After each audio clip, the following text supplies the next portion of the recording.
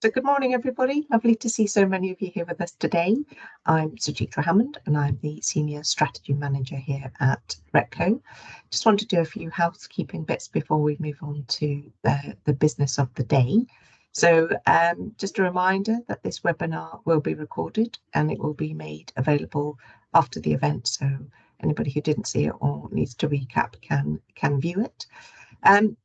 Because of the volume of people, we will be cameras off and people will be muted, but fear not, you will be able to ask us questions. There will be a dedicated Q&A section at the end of the presentation. So please do use the Q&A function to put your questions in.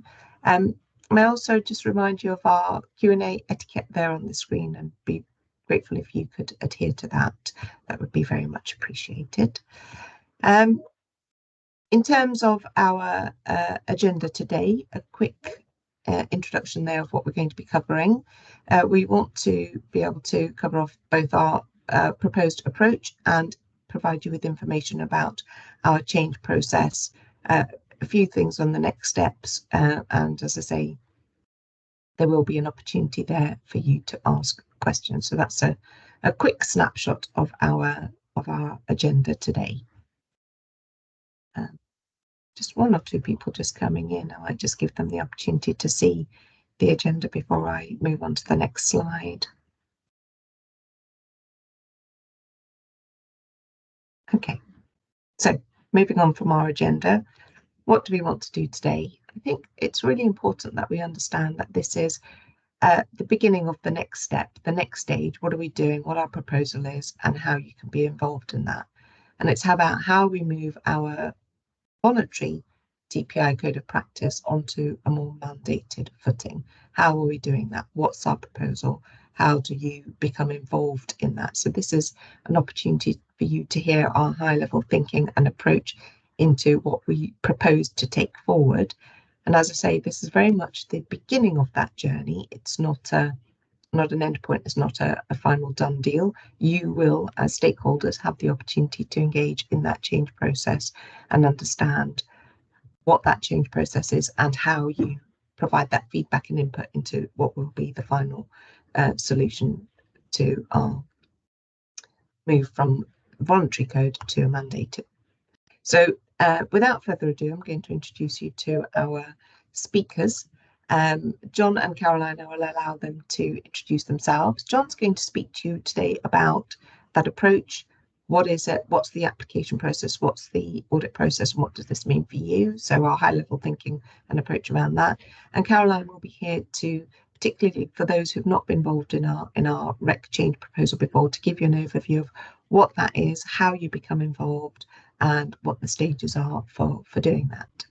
So I'm going to hand over to John to take you through the background and hand over to you, John.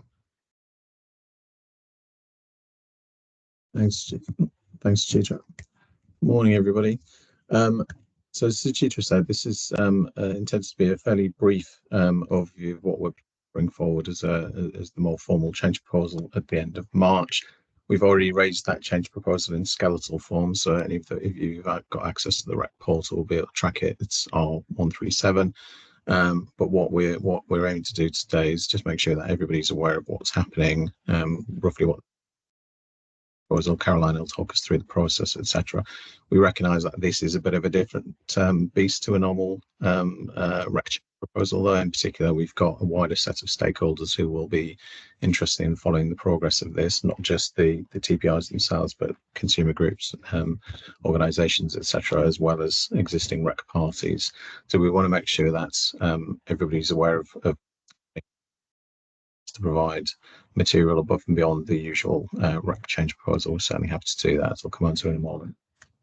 So the background to this, as say on the slide, is what we've been doing kind of actively over the past 12 months or so. But I think it's fair to say that the history of this, if you like, goes back a lot further than that.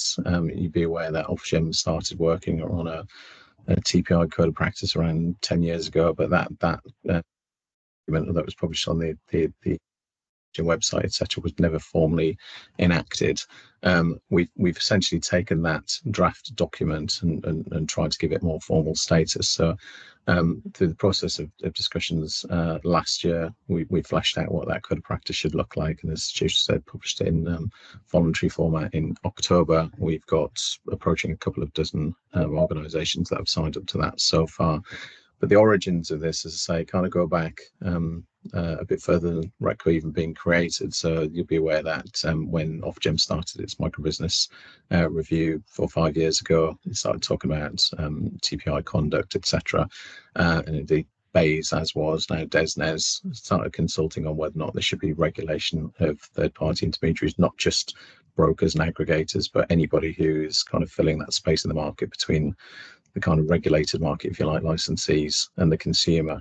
So REC was set up to be a consumer-focused code and to evolve over time. So it wasn't just intended to be for suppliers and network operators, but to encompass any kind of role within the market that needs that kind of governance to protect consumers. So for instance, it's expanded now to include meter operators or meter equipment managers, as we call them under the REC.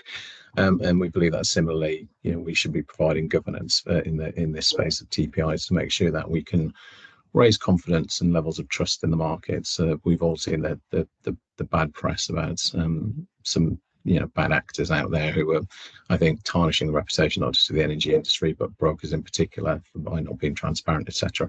So the aim of this is to essentially try and raise standards, raise consumer confidence in brokers, ensure that suppliers are able to discharge their own obligations, because all of this is underpinned obviously by their own obligations, not just in the license but within the REC itself. So with that in mind, a few years back, when Ofgem and BEIS were talking about introducing further standards on TPIs, there was a proposal that could actually be governed under the Retail Energy Code rather than expecting each and every supplier to undertake their own unilateral checks of brokers, which we felt would be both disproportionately burdensome upon those suppliers, but also risks creating an unlevel playing field, in that some suppliers would be, enforcing those standards more diligently than the others, and there'd be a risk that some brokers, maybe taking their business to the supplier that applied the least rigor in enforcing those kind of standards, which we didn't think was right. We want to make sure that this is, as I say, a level playing field, and that will boost competition. We're also aware that there are implications of this, not just in terms of cost, but as I say, the kind of administrative burden that this imposes. So I'll touch upon a little bit later. We will be undertaking a competition assessment around all of this, and the change itself will need to be sent to Ofgem to be signed off to make sure that they're comfortable with this from the point of view of the impact that it has on competition. We think it would be beneficial to competition rather than detrimental, but we need to make sure that process is very proportionate and directly tackles the consumer harms that Ofgem and government have identified in the past. So that's all I was going to say by way of background. As I say, we will share some of the material that has been previously provided to Ofgem and the government in response to their earlier consultations. We are continuing to have engagement with both of those organisations as well, just to make sure that whatever we're doing is consistent with their thinking around the kind of regulatory architecture, etc. So if we move on from there to the overview of the scheme. So as mentioned, the code of practice itself is already in effect as a voluntary code, but in order to make it that kind of universally applicable document that most stakeholders, I think, want to see, they want to see everyone applying the same rigorous standards and make sure there are no kind of bad actors out there. We've always intended to make this a mandatory scheme, but I think by introducing it on a voluntary basis, that's allowed the market to have visibility of what the requirements will be, to align their practices to the extent they need to do things a little bit different with that voluntary code. So it's certainly helped with the transparency of that. And as I say, there's approaching a couple of dozen organisations that are already signed up to it. What we want to do is make sure that is but we recognise that the only way we can do that as the Retail Energy Code is to actually place the obligations on the suppliers rather than there's no regulation yet in effect that requires a TPI to be licensed or to sign up to any kind of scheme. So by placing the obligation on suppliers, we'll make sure that they only work with organisations that have been accredited as meeting the principles set out within that code of practice. And that therefore operates in pretty much the same way as schemes such as the metering codes of practice, where the obligation is placed on the supplier to only use a meter equipment manager that's been accredited by RECCO. Previously it was done by GemServe and Electrolink, etc. So hopefully there's certainly precedent of how this will work, and you can see how those obligations would be backed off. But we also recognise that we've got a kind of a dual function, the Retail Energy Code company. So we're not just overseeing the obligations set out within the code itself and making sure that they're adhered to through applying performance assurance standards, etc. We want to make sure that the parties to the code are able to discharge those obligations in an efficient way. So rather than just placing the obligation on suppliers to do their own checks, make sure that the brokers they work with are adhering to that code of practice, we want to provide a scheme centrally that will allow them to very quickly and efficiently confirm a TPI has been accredited, and it will be by a scheme administrator that's been appointed by RECCO. So say kind of a twin track approach, both placing the obligations and providing an efficient means of discharging them. So initially that accreditation is very similar to the metering approach, in that we will carry out a very hopefully light touch approach to make sure that the TPI is adhering to the principles set out in that code of practice. We also recognise that there may be, in fact there are obviously many existing relationships that suppliers have with brokers, although the recent onus of the changes in the licence have perhaps meant that the number of those relationships has been being reduced, let's say, because of the administrative burden that it places on suppliers. But we recognise that in many cases suppliers are already very comfortable with the broker that they're working with, and may be in a position to carry out that assurance, if you like, themselves.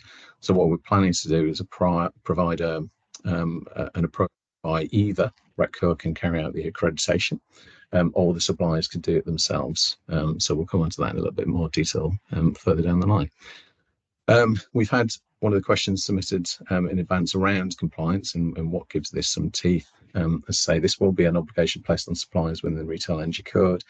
Those suppliers have an obligation both within their license to ensure that they comply with those obligations set out in the code. And we've seen recently that Ofgem is becoming more being keen to ensure that suppliers are actually discharging obligations at a code level, not just those that are explicitly set out in license. And we've also got our own performance assurance framework, so we can and will be monitoring whether or not suppliers have adhered to those obligations, and where they haven't, seek to put in place appropriate performance assurance techniques to bring them up to standard, etc. So hopefully that kind of covers everything from a high level perspective. So happy to loop back around at the end for any questions, but if we can just move on to the next slide. I've covered this already in many respects in terms of what it means for the parties. So as a supplier, you would be expected to only work with a TPI that has been accredited as being compliant with the Code of Practice principles. You can either undertake those checks yourself as a supplier, or use the RECCO provided scheme. From a TPI point of view, there's no obligation on you to become a REC party or anything like that, but we obviously hope that once you're engaged with the Code of Practice, you'd be part of the Retail Energy Code network, if you like, so you'd be much more aware of what's going on. Certainly if there are any future changes to that Code of Practice, you'd be part of that consultative process, etc. And there's no restrictions on who can raise a change, so you as TPIs would be able to raise future changes to that Code of Practice. It's important to say we're not proposing to raise any changes to the Code of Practice itself as part of this process. We're simply changing the status of that existing voluntary Code of Practice. But that said, if we do identify that there are any changes that would be useful to make as part and parcel of this process, either because feedback from those who've already signed up suggests that there are some areas that need further clarity, or those who've not previously engaged have any good suggestions, we certainly won't ignore them. So there will be an opportunity to change that Code of Practice if necessary. There may also be some external changes that should appropriately be reflected within that Code of Practice, but And say the aim of this particular change process is not to change that code of practice itself. They'd be kind of incidental to anything else we might be doing. It's primarily to change the status of it, making sure that people are then adhering to the content of that code of practice. So if we can move on from there, please. Let's skip ahead to the next approach. Again, probably already said much of this already. We do want to be able to provide an opportunity for suppliers to be carrying out these checks themselves if they feel that's appropriate, or they've historically carried out their own audits, etc. We certainly don't want to be creating additional work to do that. We should be recognising what's already in place and any good practices that are out there. But what we want to do is make sure that there is, as say, a very quick and efficient approach that a supplier can utilise any of the potentially hundreds, if not thousands, of brokers that are out there without having to do their own individual checks with each and every one of them. So just move on from that, because I think that slide is self-explanatory.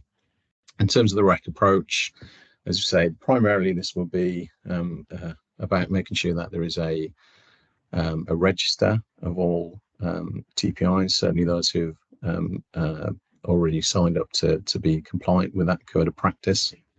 We would maintain that register on an active basis, so we're planning to ensure there is at least an annual resubmission of the TPIs declaring that they're still compliant with it. There's no change in their contact details, any T's and C's that should be reflected within the kind of code of practice principles, etc., are being picked up. So it's a constantly refreshing register, if you like. It's not a one-off registration.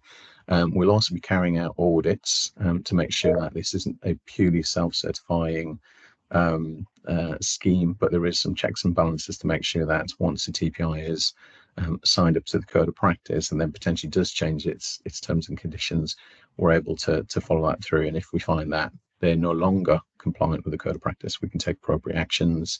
And equally, if we find from either the Energy Ombudsman or Citizens Advice or from our own monitoring that there are issues with a particular broker, we want to be able to proactively do something about that. We don't want situations to kind of build up until they're such a problem that people are being taken to court, or there's kind of media interest in a particular situation. The whole point of our performance assurance framework is that we're meant to be raised. And is this not a finger pointing exercise? If we find that someone is attracting complaints, etc., we want to find out why and see what we can do to bring them up to better practice, if you like. We may find that it's purely a misunderstanding, for instance, in terms of what's happening. We may find that some of those complaints are actually without merit, and there's not a problem. So by being able to carry out those kind of audits based on that kind of complaints history, hopefully we'll take a very risk-based approach to all of this. So we're not creating bureaucracy and doing checks purely for its own sake. So that's essentially the approach. Hopefully that's not too high level. If we kind of skip ahead a little bit, I've probably glossed over some of the audit points as well again. So sorry if I'm jumping into too much of this. In terms of what we'll be asking for as part of that application process, I say all very much document driven. So it's about providing documentary evidence that you're compliant with that code of practice. So we'd be looking, things popping up on my screen covering the things. So we'd be looking for things like your policy around handling of complaints. We have listened to feedback from the workshops, etc., to say it'd be helpful to have standardized letters of authority, etc. We certainly want to be looking into things like a fit and proper persons test that you'd be familiar with in other areas of regulation. We want to make sure that if, for instance, there's people have been found guilty of fraud, etc., they're not the kind of people we necessarily want to be dealing with. So we'd be looking to carry out those kind of checks. Primarily, though, this is more about ensuring that there is sufficient transparency around the offering that has been made by the TPIs and these suppliers, to an extent, to make sure that consumers are able to take informed decisions. Most of the bad press has been around the fact that people have been locked into contracts or paying high commissions that they either weren't aware of or not made sufficiently aware of.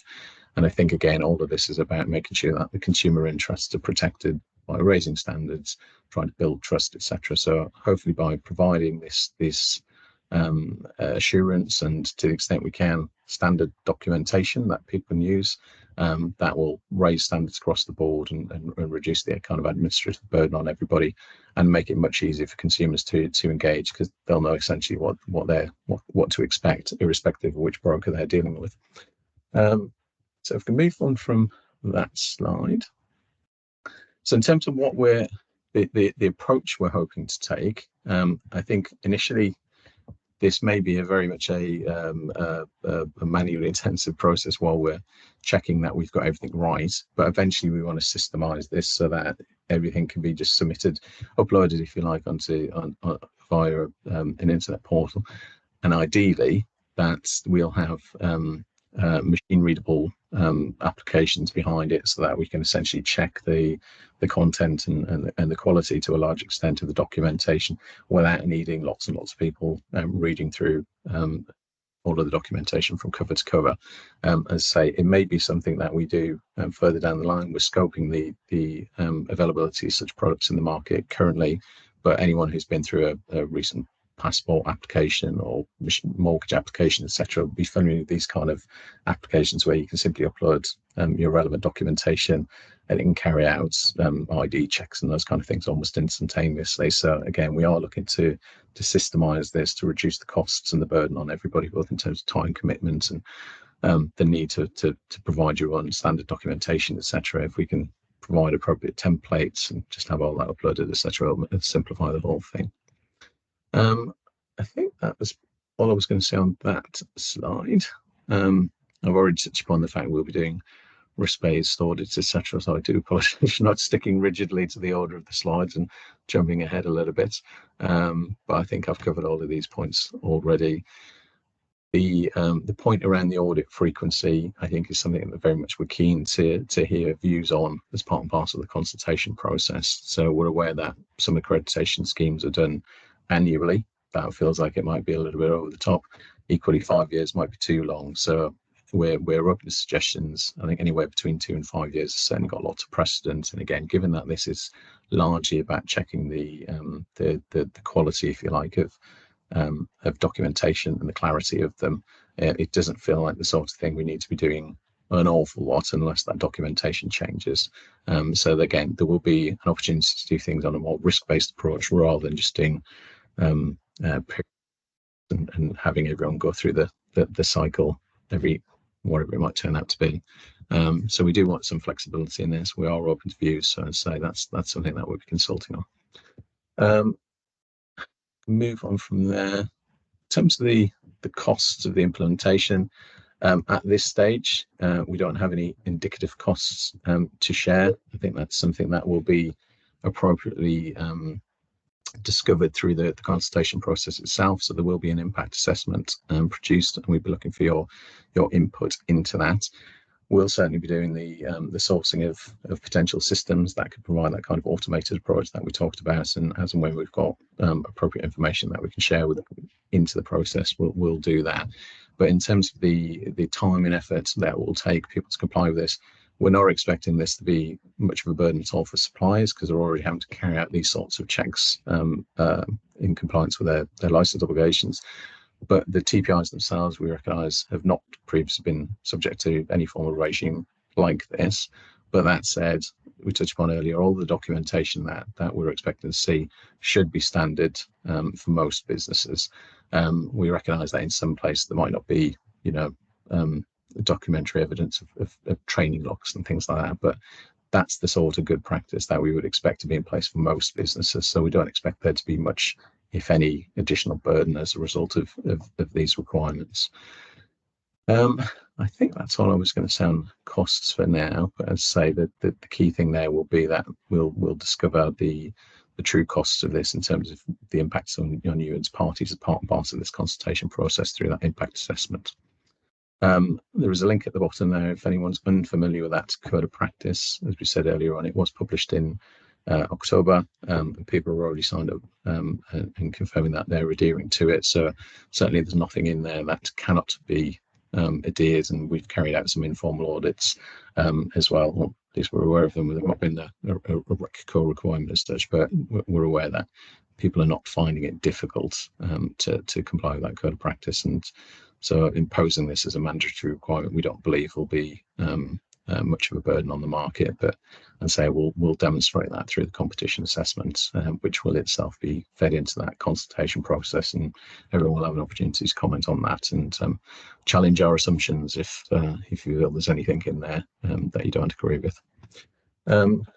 I think that's all I was going to say on that. I'll hand you over to Caroline to talk through the change process, but I'll see if there are any questions, more than happy to try and answer them at the end.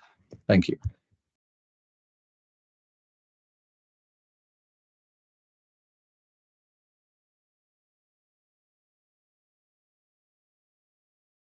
Hi everybody, I'm Caroline. I'm a change analyst with the REC Code Manager, and I am the lead analyst assigned to R0137, the Introducing TPI Assurance and Accreditation Change Proposal. So I'm here today to talk about the change process in general under the REC, and in particular to call out the engagement and feedback points where we ask people to submit those to us for consideration. So next slide, please. So this is quite a complicated diagram of how the REC change process works. I'll walk through it in some low-level detail.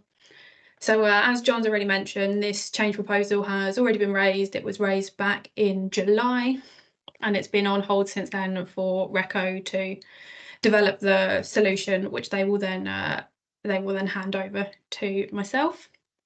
The first step in the change process is that we produce an initial assessment report and a change proposal plan. And that initial assessment report covers the background of the change, explains why the proposal has been submitted, and sets out what points we expect to cover throughout the change process. It will confirm the change path that the change is going to follow. So that can be either self-governance or authority determined. And as John's already mentioned, this will be an authority determined change. It will be going to Ofgem for sign-off. It will confirm the responsible committee for this change, and it will provide an initial view of which parties, service providers and REC documents we expect to be impacted by this change. The change proposal plan sets out the milestones and expected dates for each stage of the change process. And it will also confirm the date up until which alternate proposals can be submitted, which is the date the preliminary change report is published. So up until that point, anybody can submit an alternate proposal or solution for the code manager to review. And industry are able to comment on that initial assessment report before it goes to the responsible committee for sign-off. And that's normally open for 5 working days. So as RECO will be providing us with a full solution for this change, we expect there to be minimal solution development required from us. However, we will review what is submitted to us, determine if any refinements are required before reaching out to any service providers that were needed to impact assess that solution. Once we've done all this is when we go out for the first official request to industry for feedback. So we'll do a party impact assessment, and this is open for 15 working days usually, although as code manager we do have leeway to make that longer if we feel it's needed. So we do that sometimes if it falls around high holiday periods, for example. So that impact assessment will ask parties to provide their views on the solution, on the impacts of it, what costs and benefits they see out of the back of the solution, and how suitable they think it is, and to confirm any lead time they would require to implement the solution if it was approved. And those responses can be submitted publicly, confidentially or anonymously. So it is entirely the party's choice as to whether or not their comments are published publicly. So after that impact assessment, we take all that feedback on board. We determine if there's any refinements required to the solution, and we write our preliminary change report. So as I said before, that preliminary change report being published is the last point at which people could submit alternate solutions if they wished to. So in that preliminary change report, we we cover what's been done so far throughout solution development, what industry feedback we've got, what service providers have said. We make our official code manager recommendation about whether or not we think that the proposed solution should be accepted or rejected. And at this point, an implementation date would be suggested as well. So as on the previous report, industry are able to comment on it before it goes to the responsible committee for approval. Once, assuming the responsible committee does approve that report, then that report is issued to industry for consultation. So again, that's 15 working days normally. And again, responses can be submitted publicly, confidentially, or anonymously. And it's at this point that everyone can provide further comments or any other suggested changes to the solution, highlight any impacts that they might now be aware of that they weren't aware of at the first time that we go out for consultation. And you can also comment on the proposed implementation date and how appropriate you think that is. So again, once that consultation closes, we review all the comments we get. We decide if any changes or tweaks are required to the solution and to the change report. And then we issue a final change report to the responsible committee to sign off on, then sending all of this documentation to Ofgem for their views and their sign off. So Ofgem get visibility of all of the reports that are published and all of the comments that are submitted. So whether or not you choose to have your comments submitted confidentially, so they're not made public, Ofgem would still have visibility of them. So if you could go through to the next slide, please.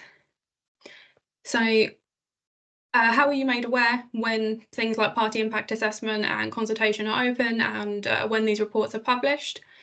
So we'd very much recommend that anybody who is interested in this change and who wants to follow it, wants to submit feedback, signs up to the weekly change bulletin. So that's published on a Friday, and that lets you know every report that's been published that week and every consultation and party impact assessment that's been opened that week.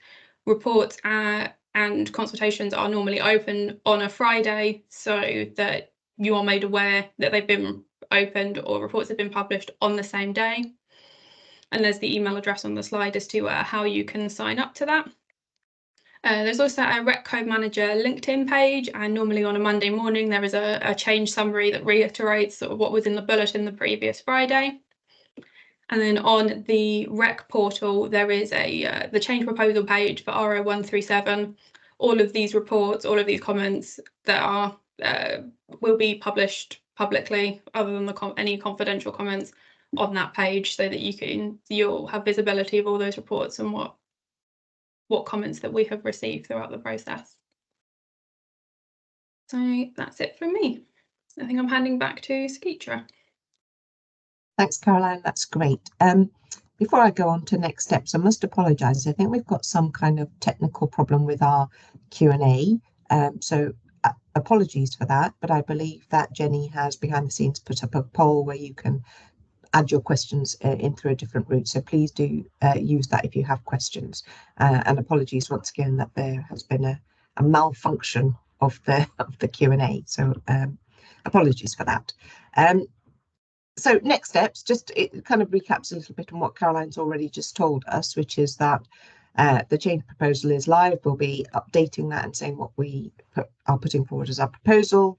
It will be an opportunity for you to engage in that process. But in terms of timeline, as John's already indicated, this will be a decision that goes to the authority for decision. So we're looking at the end of Q3 this year for that to be put forward to Ofgem, but that may be subject to change in the volume of engagement we get, and we can't predict exactly what that will be, but we will aim for that as our estimated timeline. But as I say, that may well be subject to change. But just to give you some idea of what that timeline looks like, and your section, if you like, for engagement in that time. So that's all the things that we were going to present to you today. The next section for us is really Q&A, and we have had some questions come in. So I'm going to try and turn to those, and I'll ask John and Caroline to join me back on screen, because they may be able to answer some of these questions as well. Hopefully there were some questions that came in before we started the webinar, and they were largely about how we move from voluntary to mandatory, and hopefully the presentation that John covered this earlier on has covered those questions. But we had a couple of other ones come in, and a couple of them are technical ones. One is, can you make the register of TPIs available via an API? And I think it's fair to say that we haven't thought about how that register would be. Well, we want a register and we want it to be available, but we haven't thought about whether there will be an API gateway to that. So that's something we can take on board. I don't know, John, if you have anything to add to that.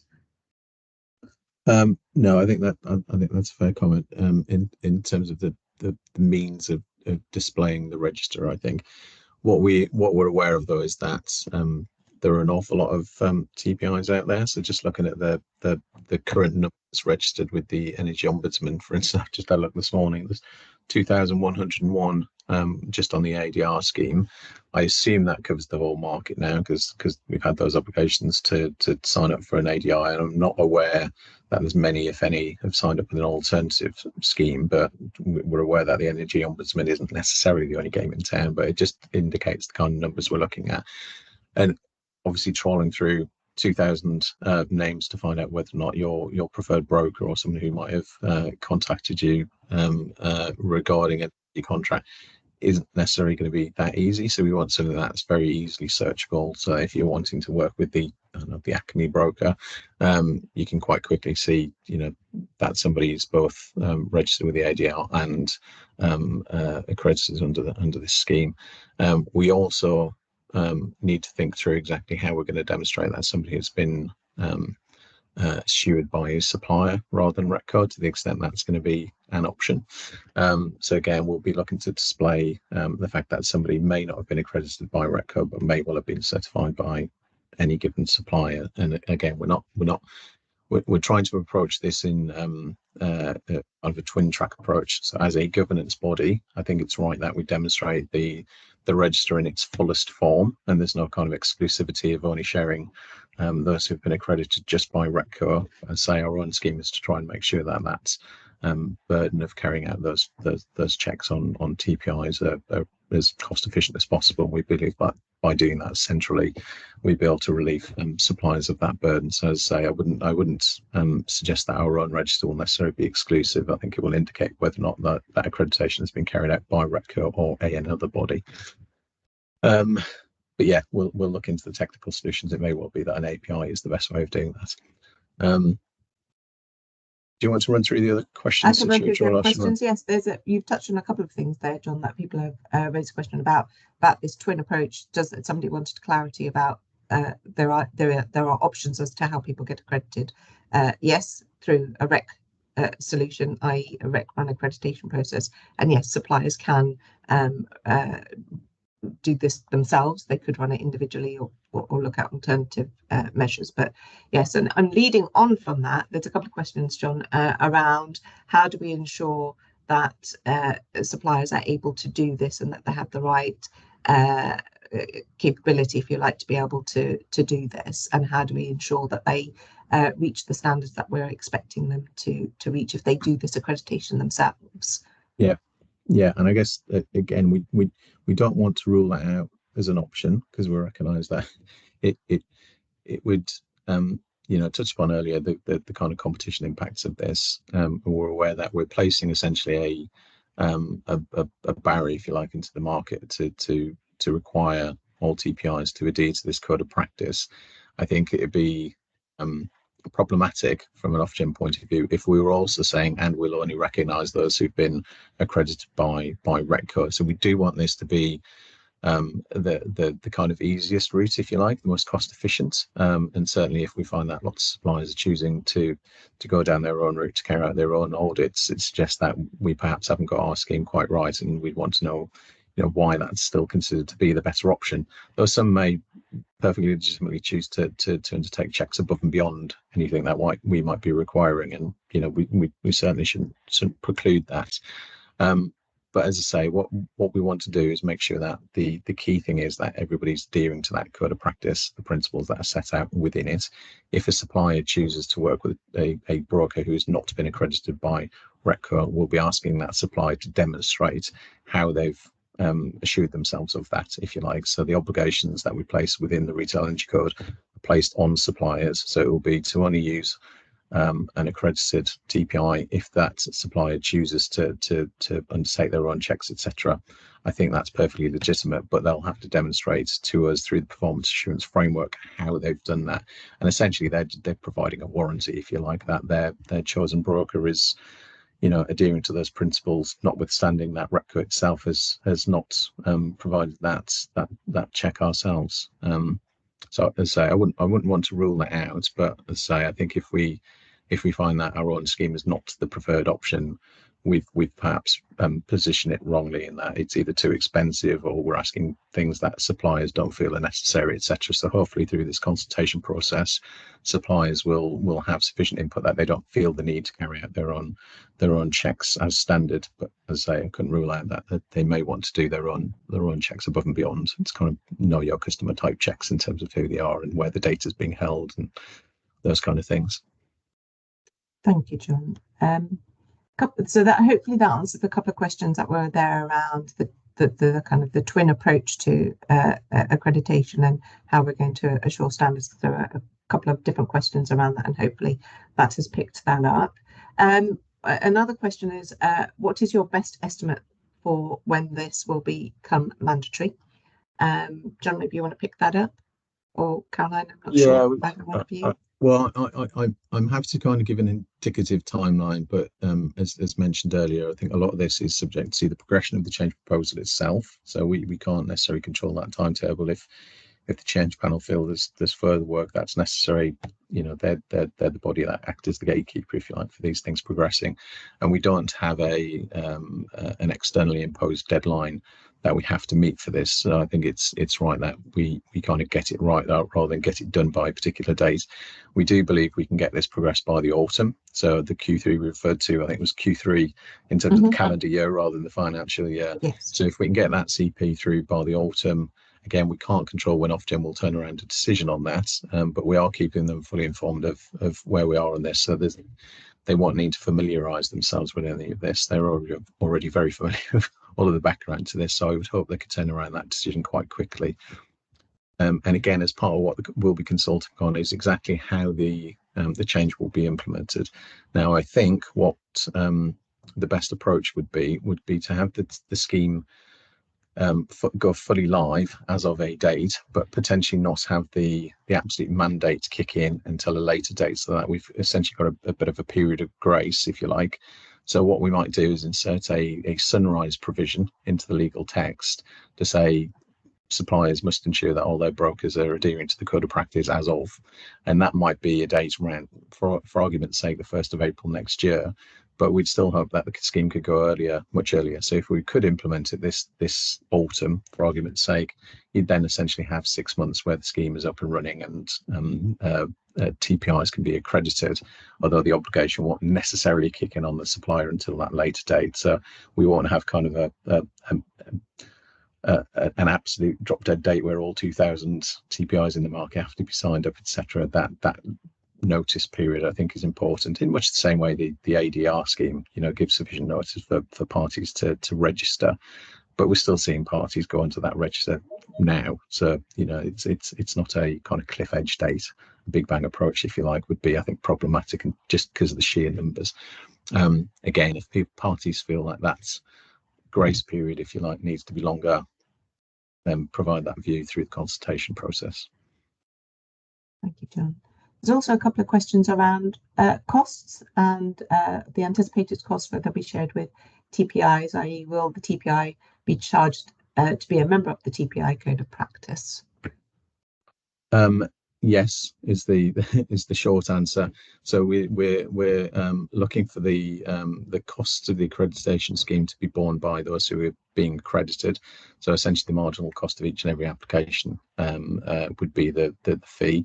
I think it's important to know that RECCO itself is a not-for-profit organisation, so we're not looking to earn any kind of margin on this. It will simply be a pass-through of the costs.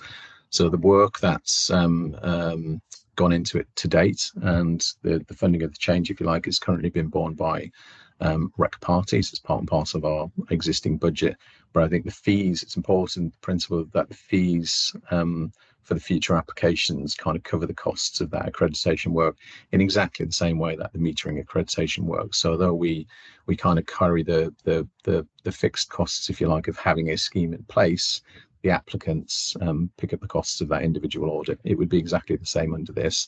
Now, if we can systemize all of this and it become a largely, a machine-read kind of application, that those future accreditation costs, etc., should be minimal. But as I say, we need to do further work on that before we provide any kind of indicative cost, and that will be facilitated through the impact assessment. That's going to be done as part and parcel of this change process.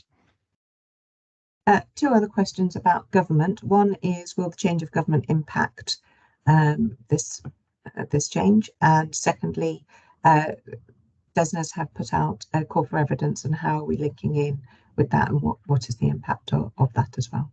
So I'm sorry, these are all for you, Caroline. I'm sure there'll be one for you soon. I don't believe the change of government will impact this. We are in regular contact with officials at DESNZ, and they've certainly not suggested that this is in any way linked to the existing governing party. This is a DESNZ policy that they want to do this, and to the extent that change of government might, I suspect it'd be more interventionist than the current one, if you can, based on kind of political ethics and all the rest of it. So I don't think there's any reasonable prospect that DESNZ will move away from certainly having one eye on the third-party intermediary issues. And as I say, their focus is not limited to brokers and aggregators. It's anybody who's interacting with consumers. But we, as I say, we are in regular touch with them. They're fully aware of this work on this change proposal. And I'd imagine in due course, even if they progress with regulation, it will work with what's already in place rather than superseding it. Thank you. There's a question here. I've lost it already. I've lost my train of thought. There's so many questions coming in. I'm trying to get through them all. Caroline, this is one for you in terms of engagement for TPIs and making sure that they have the ability to engage, and just want to reassure TPIs that they can absolutely be part of this engagement. So I think Caroline has covered that, but I absolutely want to reassure people that this is for everybody to engage with, and we want to hear from all stakeholders. This is not limited to just our supplier community. This is very much open to TPIs to engage with. I don't know if you want to add anything to that, Caroline. No, that basically covers it. But this is the same as all REC change proposals. Any responses are not limited to REC parties, and it never has been. TPIs could respond to every consultation that's open today if they wanted to, and as can same for raising change proposals and submitting alternates. It's not just for REC parties. Anyone can do it. We've actually had changes raised by consumers, just raised by people, the general public. So thank you. I hope that provides some reassurance. There's a theme emerging in some of the questions, which is, why go down the twin track of audits that are done, accreditation done by REC and accreditation done by suppliers? It's quite a theme emerging as to why is this being done? Isn't it better just to have one scheme? It ensures standards, it ensures consistency. It means that there's less opportunity for suppliers to do things differently, and there's a consistency about it. So quite a few themes coming out on that. John, I don't know if you want to pick up on that. Yeah, and we've kind of struggled with that a little bit internally as well, it has to be said. Now, I think my thinking on this is perhaps influenced by time spent at Ofgem and conversations we've had with Ofgem, in that I think it's a difficult proposition as I said earlier, to both impose a standard on a market and to say you're the only body capable of assessing whether or not somebody had met that standard.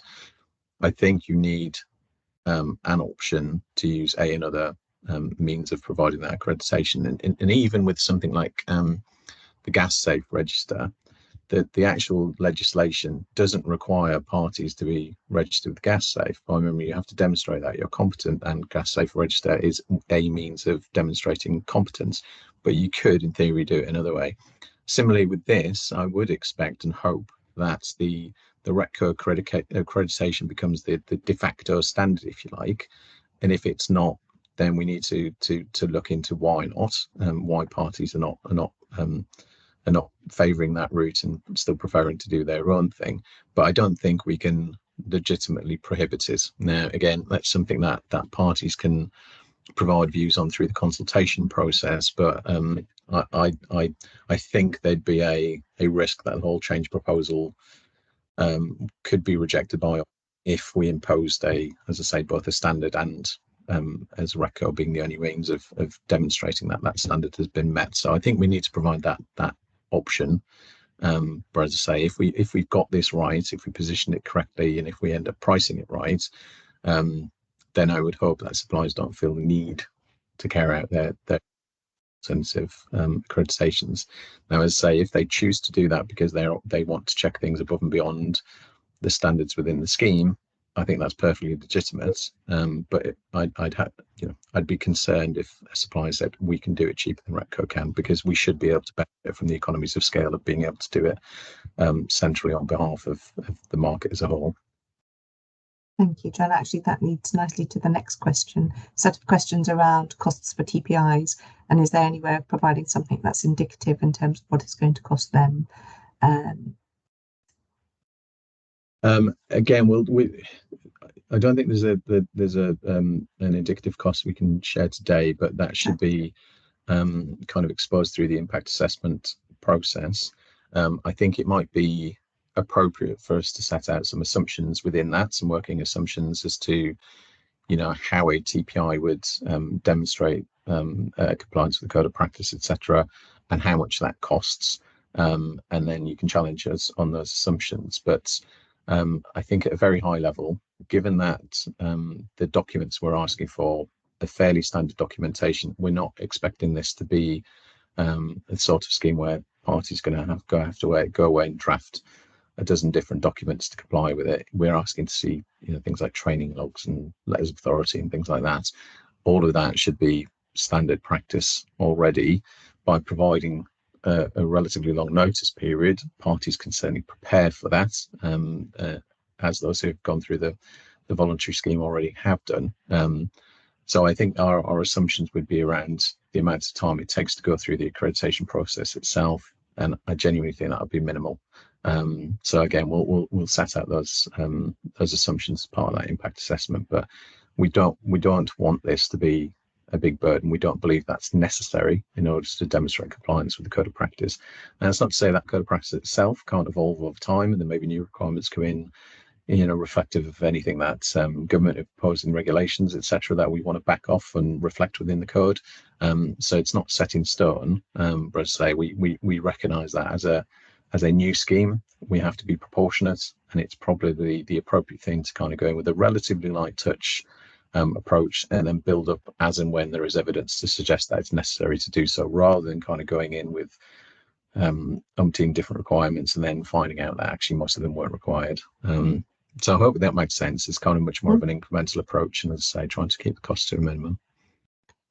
Actually, you're leading into the next questions really well, John. It's like you've tag teamed in really well here. The next set of questions that we had are around actually supporting TPIs and getting the standards right. Will there be things like training around slides and packs available to them to understand what the compliance levels are? We can certainly do that. So we've already standardized some of the documents based on feedback from the workshops we did in 2023. If there is a call for us to do more, certainly happy to do that. We recognize that we're a service provider, not just to suppliers and to network operators, but in a sense we'll be a service provider to TPIs on this. So if there is a need for templates and standard documentation, we certainly do that. If we need to provide further guidance and training or anything else, more than open to those sorts of suggestions. Just tell us what you need. So, as I said earlier, the whole aim of this scheme is not to kind of catch people out. It's to try and demonstrate to the wider market that there are standards, that we're imposing standards, and that they're being raised across the board, so that we can build trust, essentially, not just for the consumer, but between suppliers and TPIs with RECCO. The market doesn't function if we're all throwing bricks at each other and being dragged through the mud in the press, etc. We need to build confidence in this market. We need to build trust. So if providing guidance, training, anything else is part and parcel of that, certainly open to it. Thank you, John. Couple of questions also on the audits and what it might mean. Have we tested them? What's the implication in terms of resource and time for TPIs to be involved in having to be subject to these audits, and any information that we could give them regarding that, and whether we've tested it, and what we think that time resource might look like. Yes, I think we've got some indicative views based on the kind of informal audits that we know have happened with those who've voluntarily registered as being compliant with the code of practice as it stands. And as I say, we're not looking to change that code of practice substantively. There may be some tweaks around clarity or to reflect things that are happening elsewhere in the market, etc. But fundamentally, if parties have already gone through their own kind of internal audits and can satisfy themselves that they can comply with the code of practice as it stands today, I wouldn't see it as being any more onerous going forward. So again, we'll set out those assumptions in the impact assessment. If you don't agree with them, provide alternative assessments as to how long these things will take, etc. But we're not looking at this being a very heavy-handed approach. So yeah, again, I wouldn't want to give a kind of a cost or a time estimate today, but we'll set out our thinking. And again, that might differ legitimately from one party to the next as well. And I'd imagine as well that there's an element of scalability as well, depending on the number of operatives you might have within your organization, etc. And if you're a two-person outfit, it's obviously going to be much easier to demonstrate that both of those people are fully aware of the principles in the code of practice. Whereas if you've got 250 people and manning telephones, it will obviously take longer to satisfy the auditor of those requirements. Great, thank you. I'm mindful that it's 11 o'clock and we've had quite a few questions. And hopefully I've tried to group them so that we've answered most of the themes that have come through. We will take these away and look at them and see where we haven't provided answers, and try to make sure that they're included in any write-up that we can provide. But what I really want to stress is that this is the beginning of the process. What we've done today is to highlight our approach, our thinking, and our next steps, and how you can be involved in those next steps.